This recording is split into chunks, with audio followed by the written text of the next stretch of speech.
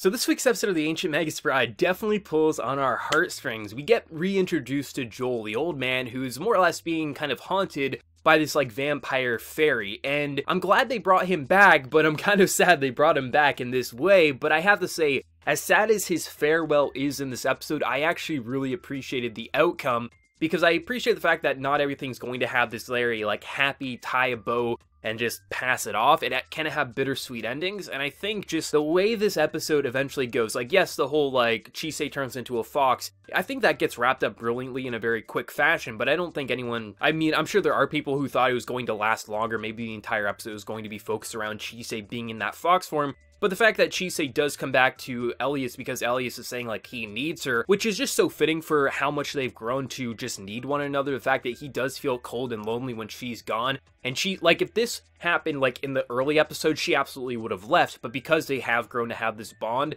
I think it's so fitting that she came back, and just, like, seeing Elias in puppy form, like, it was a pretty demonic puppy form, but still, it was just nice to have that. And I thought that within those, like, 3 minutes that it happened, it actually was paced fairly well. And then how it transitions back into the Joel story with him, ultimately he's going to be passing on because she's been sticking around, this vampire fairy has been sticking around for him. So more or less, his life has been kind of like cursed as he has to die and he only has this week to live. And I think it's interesting how Chisei more or less, like, Chisei has grown so much. Like, if you really look at where she was in the early episodes, like, now she really is thinking for herself, she's making demands, she's telling Elias, I want to make this ointment that she can put on Joel's eyes so he could see her before he dies ultimately. And this is something that Chisei never would do because she used to just almost be like an object or robot, but now she has these demands. So that's ultimately why Elias is allowing her to do it, because it goes against the laws of like their world. Like, you can't interfere, you can't put this ointment on a human, like that goes against all laws. These creatures don't want to be seen. And yes, of course, the vampire fairy wants to be seen by Joel, but if he happened to look at a different fairy who he's not supposed to see, that would cause a lot of issues, which is why ultimately she's getting punished, it feels like, with that ring breaking, which was protecting her, like, body from all this magic, and her coughing up blood. Obviously, I think she's going to be fine, because we're still so early in this series, but I wouldn't be surprised if that has a lasting effect on her body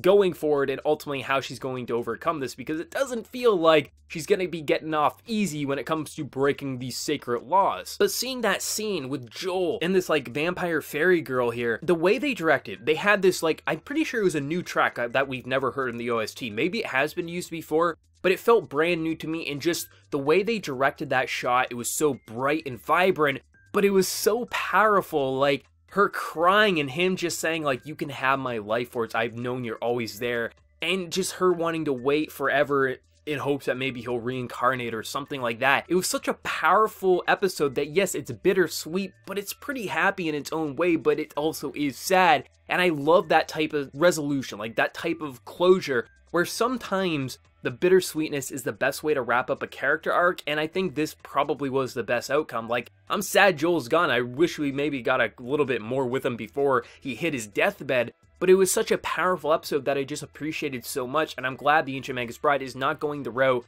of saying everything's going to ultimately have a happy ending. Life can be unfair, and ultimately life does have to end eventually, and Joel, like he said, he's had a good life, and I think the way he ultimately goes out, it's willingly going out for her in a lot of ways, which is what he wanted, and I think you can't really feel too bad at the end of the day when Joel seems pretty happy and content with the way he passed on. He was scared originally, but I feel like he wasn't scared when he ultimately left there, and I think that's really powerful. I think the Ancient Magus Bride, when it comes to the second half so far, it's doing a lot. Like, I'm really anticipating, obviously it's going to have some more feels to it. I think definitely seeing Chisei cough up blood, that's worrisome. Her ring broke, but that ring was only a temporary solution that Elias said in the early episodes to make her body withstand all the pain and suffering that's pretty much going through it. So I think this is more or less going to force Elias to find a permanent solution. On top, she's probably going to get punished by, like, these gods of the forest here, but hopefully she gets through that. But still, I enjoyed this episode a lot. This was definitely a powerful episode. It was an emotional episode. It pulled on my heartstrings,